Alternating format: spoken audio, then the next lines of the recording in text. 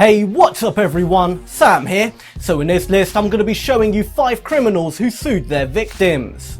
Number 5. Jesse Dimmick. In 2009, Jesse Dimmick was a fugitive facing a murder charge. He led the police on a high-speed chase but crashed his stolen van in the front yard of the Rowleys' home. He went inside their home and kept them hostage by threatening them at knife point. The Rowleys remained calm and gained Dimmick's trust by offering him snacks and drink. Dimmick fell asleep on the sofa, so the Rowleys fled their house and called the police. The police shot Dimmick in the back and arrested him. He was sentenced to 47 years in prison, but this wasn't the end. The Rowleys filed a lawsuit against Dimmick for $75,000 for emotional distress. This is when Dimmick countersued. He claimed the Rowleys agreed to hide him from police and demanded $235,000 to cover hospital bills and for his pain and suffering. The judge didn't accept his case and threw it out. Number 4. Andrew Burnett. This case shows just how low some people are. Sarah McBurnett accidentally bumped her car into Andrew Burnett in 2000. The bump was literally just a tiny bump and caused Andrew no harm whatsoever. However, Andrew completely lost it and began screaming at Sarah. In his fit of rage, he grabbed Sarah's 10-year-old dog Leo from her car and threw him into oncoming traffic.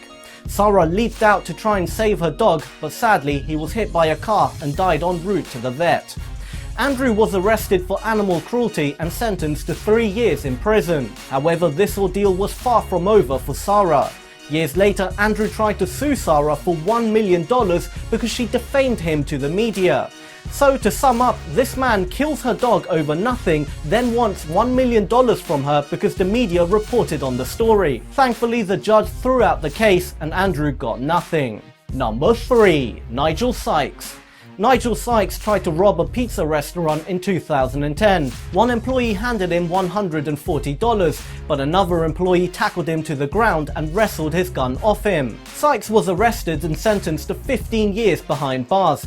However, in 2014, Sykes decided to sue the restaurant, its employees, and the police. He wanted $260,000 for his injuries, which he obtained from the unjust and rough treatment by the employees and police. He claimed the employees punched and kicked him repeatedly, which I'm sure is true, but what do you expect if you're robbing them? A federal magistrate recommended that the judge dismiss the lawsuit. Number 2. Scott Newton Kearns. In 2000, this scum of a man sexually molested and abused a 10-year-old girl for several months. When the victim's relatives found out, they called the police, who started an investigation. Kearns confessed to his crimes and was sentenced to 7.5 to 20 years in prison. However, in 2007, he tried to sue his victim as he claimed the girl lied about being molested and it was all one big conspiracy to get him behind bars. The judge dismissed the case. However, in 2015, he tried to sue her again for the exact same reason. Once again, the judge dismissed the case. The following year, his victim sued him for filing unjust lawsuits against her. She won and Scott got another 6 to 12 months added to his sentence. Scott is now banned from further suing his victim. Number 1. Mark Gilbert. This case shows just how messed up the legal system can be. In 2008, Mark Gilbert stole £845 from his boss by writing a company check to himself. When his boss Simon Kremer found out, he was obviously very angry and decided to teach Mark a lesson. He made Mark wear a cardboard sign that read, "Thief, I stole £845 and I'm on the way to the police station." Mark had to walk with Simon to the police station wearing the cardboard sign. When they arrived at the police station, he was let off with a caution. However, Simon was arrested for false imprisonment. The charges were later dropped, but it's still insane that the criminal gets nothing and the victim gets arrested.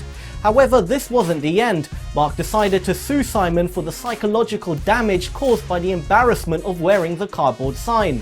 Amazingly, Simon had no choice but to settle and pay Mark £5,000 in compensation and another £8,000 in court costs. If he didn't settle, he would have had to pay £25,000 just to go to court, which would have financially ruined him. Thank you for watching. To subscribe, click over here. To watch another awesome videos, and click down here. Do make sure to turn on channel notifications and follow me on Instagram, Twitter and Snapchat. All details are on screen and in the description below.